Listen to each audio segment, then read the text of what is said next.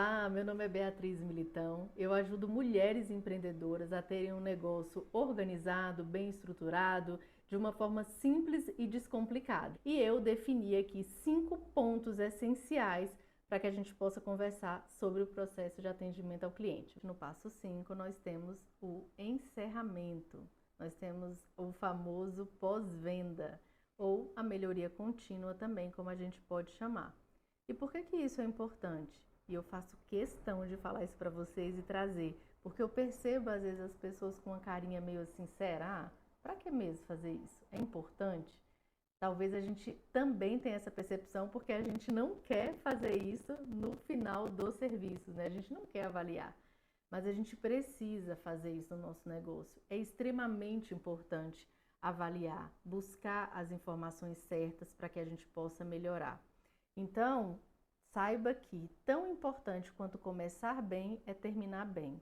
E eu mesma já errei lá no início e eu não quero que vocês passem por isso. Eu cometi erros também por não dar importância para esse passo, para essa etapa do negócio. E aí, como que você pode fazer isso, né? Como que eu posso trazer esse pós-venda, essa melhoria contínua para a prática? Hoje, o mais comum é você conversar no final do seu serviço, no final ali do seu processo, perguntar mesmo, ser muito claro de como foi o serviço, do que achou, do que poderia melhorar.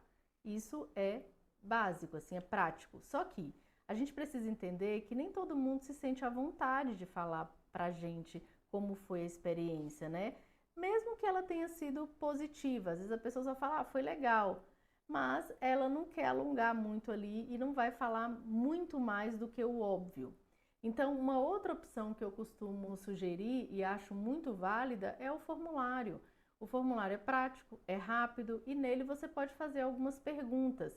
E aí, gente, lembra, né? Não é uma coisa muito maçante, muito demorada. Tenta colocar coisas rápidas, práticas, coloca de 1 a 10, coloca excelente, coloca muito ruim, coloca o que eu posso melhorar, coloca sugestões, caso a pessoa marque que não gostou daquele item específico, o que ela não gostou, o que ela melhoraria. Então, a gente pode fazer um formulário curto, prático, objetivo. Ninguém quer perder tempo com isso, mas é extremamente importante. Outra coisa também que você pode fazer é dar um incentivo. Às vezes, se você sentir que não está tendo um bom retorno dessas respostas, você pode de repente dar um bônus, você pode fazer um mimo ali para agradar e motivar as pessoas a responderem. Tá, e daí então é que surge a melhoria contínua. Por quê? Porque se você tem esses dados para avaliar, você começa a saber onde você pode melhorar, você começa a entender ali que pontos você precisa ou melhorar, né? Ou então você pode permanecer. Isso está dando certo. É bom a gente saber o que também está dando certo. Às vezes a gente continua fazendo porque está fazendo, porque as coisas estão acontecendo. Mas às vezes a gente não tem clareza dessa percepção que o cliente acha aquilo realmente muito bom. Então, se ele fala isso, a gente precisa valorizar ainda mais. E a melhoria vem daí, de saber o que está dando certo mesmo e continuar e aprimorar, e também do que não está tão bom.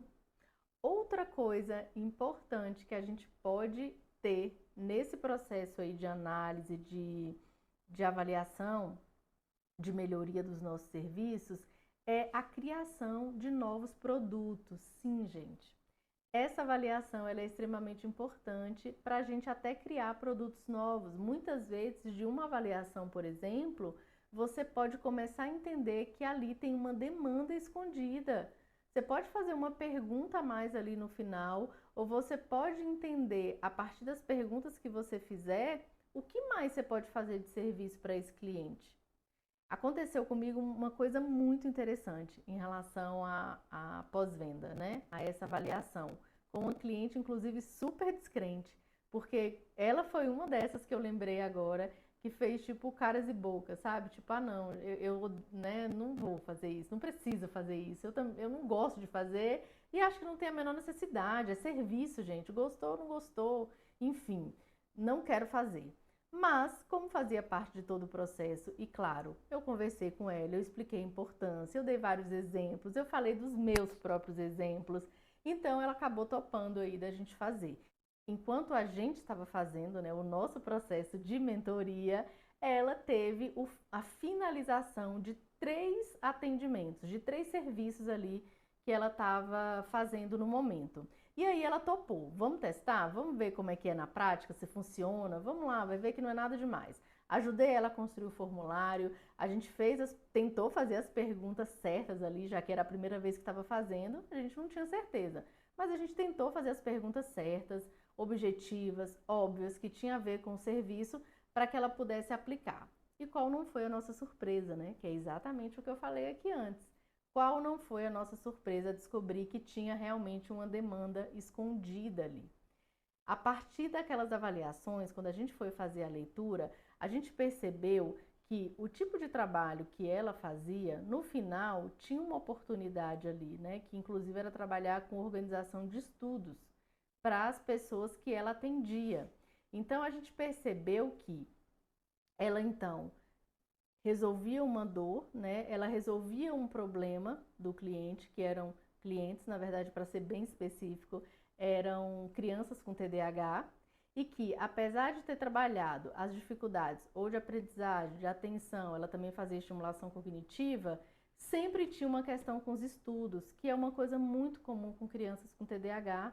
Elas têm uma dificuldade de sentar, de planejar, de estruturar um tipo de organização para que elas possam fazer essas atividades de casa, para que elas possam, né, ter aquele tempo de estudo, inclusive do ambiente, que tem que ser um ambiente preparado, das técnicas que a gente sabe que tem para estudar, principalmente para quem tem falta de atenção ou hiperativo, como as crianças com TDAH. Então a gente acabou descobrindo aí um serviço que ela podia fazer, e ela tinha capacitação para isso, que era o mais importante, e as mães precisavam. E tudo isso a partir de uma pesquisa de satisfação, que às vezes a gente meio que, né, faz caras e bocas achando que não é preciso, que não é necessário, porque a gente às vezes não gosta de responder. Então pensa nisso. Quando a gente falar de avaliação, de pós-venda, lembra dessa história, lembra que ela pode ser uma grande oportunidade de negócio para você, tá? Não se esqueça. E hoje eu quero fazer com vocês exatamente o que eu faço com as minhas alunas da mentoria. Teoria, prática. Gente, a aprendizagem vem por meio da prática. Não adianta a gente ficar só ouvindo, ouvindo, ouvindo. Mais uma aula, mais um curso, mais uma aula, mais um curso e não colocar em prática. Isso não existe. Vocês vão ficando com tanto conhecimento que isso vai deixando, inclusive, angustiado, gera ansiedade. Esse tanto de conhecimento sem prática gera ansiedade. Então, aprenda uma coisa. Ouviu algo que fez sentido para você, que é o que eu espero sinceramente que essa aula que eu dei hoje tenha feito sentido para você, coloque em prática, vamos praticar, porque é por meio dessa prática que você vai conseguir aprender e melhorar. Lembra, a primeira vez não vai ficar tão bom não, mas é exatamente fazendo a primeira, a segunda e a terceira que você vai ficando muito bom naquilo que você faz.